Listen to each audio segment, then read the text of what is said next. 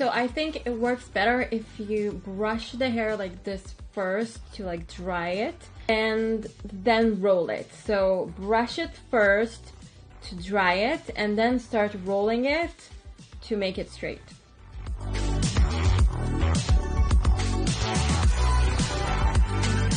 So basically it is faster. It took me about 50 minutes to do my hair versus a blow dryer and a brush. It usually takes me an hour and a half. With a blow dryer and a brush, if I take my time, I can get, you know, a silky straight result.